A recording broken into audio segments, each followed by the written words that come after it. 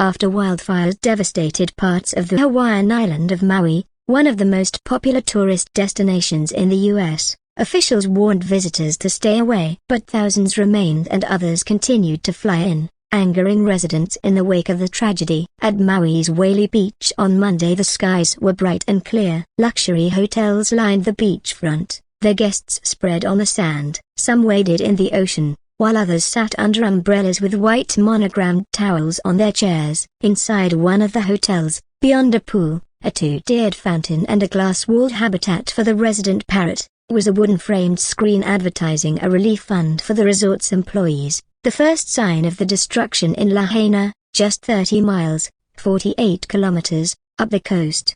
In the wake of the wildfires, the deadliest in modern U.S. history, frustration at tourists who have chosen to carry on with their holidays has grown. Many in Maui say the devastation has highlighted what is known as the two Hawaiis, one built for the comfort of visitors and another, harsher Hawaii left to Hawaiians. It's all butterflies and rainbows when it comes to the tourism industry, said a 21-year-old Maui native and an employee at the hotel who asked to remain anonymous. But what's really under it is kind of scary. Last Wednesday, a day after the wildfires, the county asked visitors to leave Lahaina and the island as a whole as soon as possible. Officials soon urged people to avoid the island entirely, except for essential travel. In the days and weeks ahead, our collective resources and attention must be focused on the recovery of residents and communities that were forced to evacuate, the Hawaii Tourism Authority said.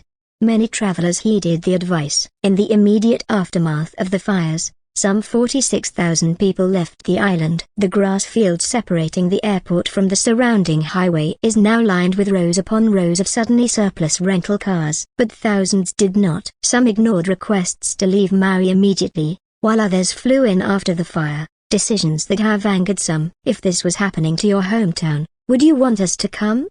Said resident Chuck Inamoto. We need to take care of our own first. Another Maui local told the BBC that tourists were swimming in the same waters that our people died in 3 days ago, an apparent reference to a snorkeling excursion on Friday just 11 miles from Lahaina.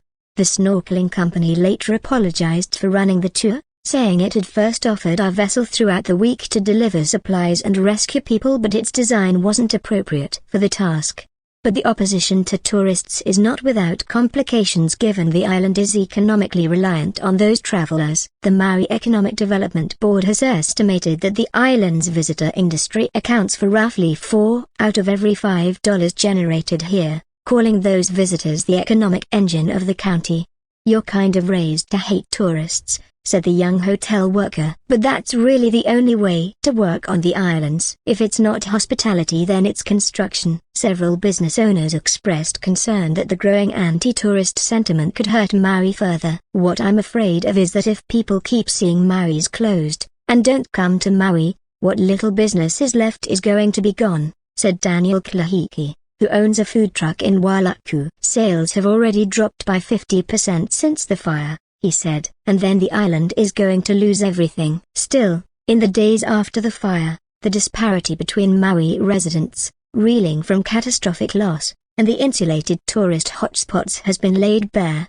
In one Hawaii, locals face an acute housing crisis. Many live in modest one-story homes in neighborhoods like Kailui and Kaihai, some in multifamily dwellings, with each family separated by a curtain or a thin plywood wall.